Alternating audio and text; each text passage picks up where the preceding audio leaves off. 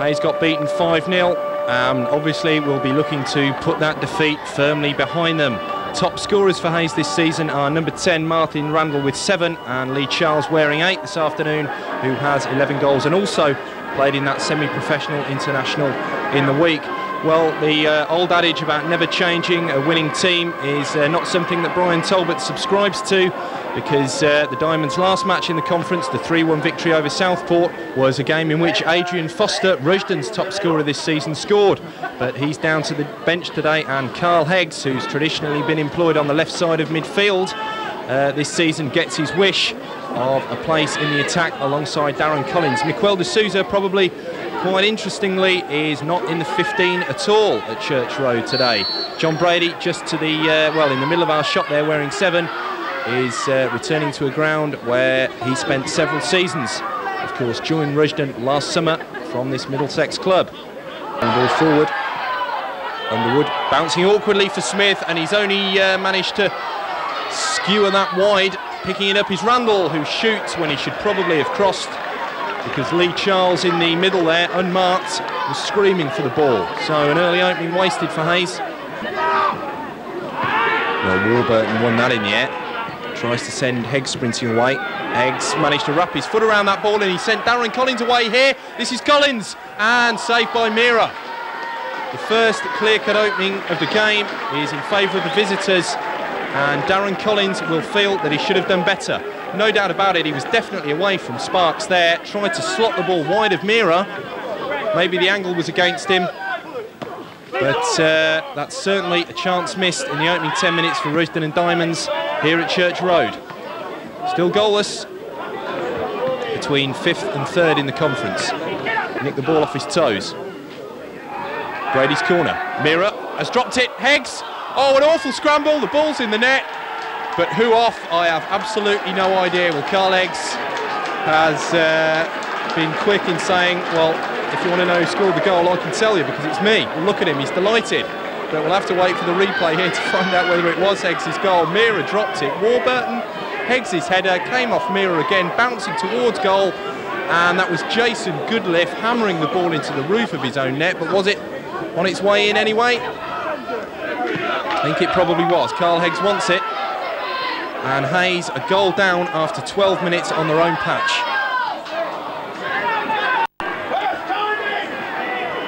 Trying to take on Nathan Bunce there. Succeeds in getting a late cross in. It's going to fall to Brady. Still, there's plenty of yellow shirts up there. Brady's got Flynn in front of him. And what's Brady going to do with this? Well, eventually he crosses. And Cooper was up. And although there were 1 or 2 Diamonds fans leaping up behind that goal, Mark Cooper met that cross from John Brady with not too much power. Well, in fact, did Cooper get a touch on that, or was it Bunce behind him? Whatever, the connection wasn't sufficient to travel past Russell Mira. And as we approach half-time, Rushden still lead. Wasted opportunity on the edge of the box there from Asselman. Flynn will take this throw in for Hayes. And that's half-time. The Diamonds lead thanks to a 13th minute own goal from Jason Goodliff, although Carl Heggs will tell you that he scored the goal himself. Join us in just a moment. Well, Rushden and Diamonds are halfway to becoming the 6th team to win at Church Road this season. They lead at the halfway point thanks to a scrappy goal on 12 minutes. The ball ended up in the net after a right old shambolic panic in the Hayes defence. I think it was Jason Goodliff who got the final touch, although Carl Heggs was the original Diamonds player who headed the ball goalwards.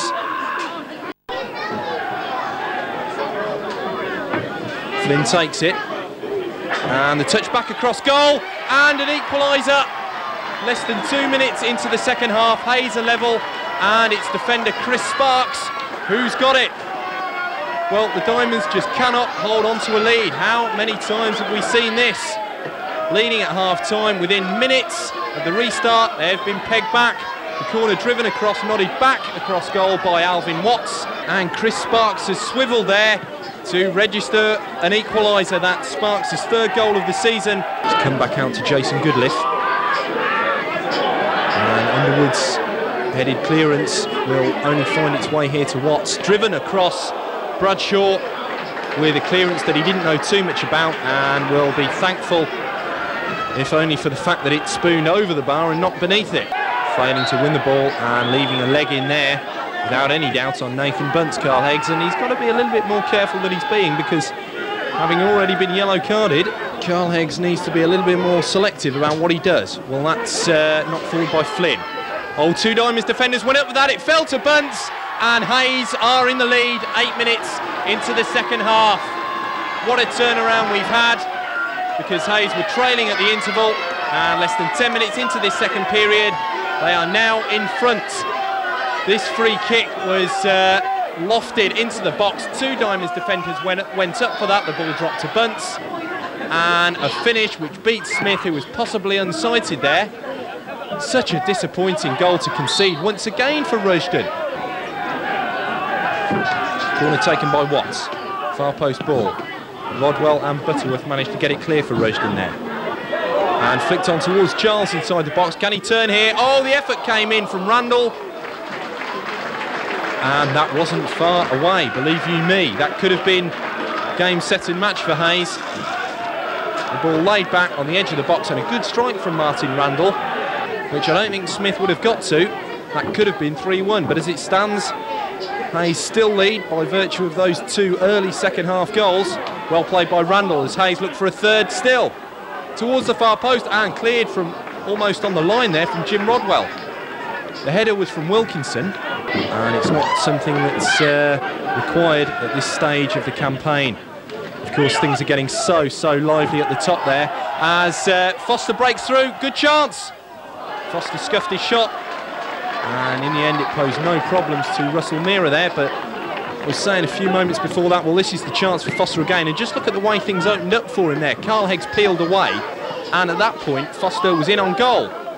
Two Hayes defenders closed in, and a very weak attempt in the end from Adrian Foster. Well, feed of the season almost certainly, and I suppose it remains to be seen how significant this defeat will be, because a defeat it certainly is.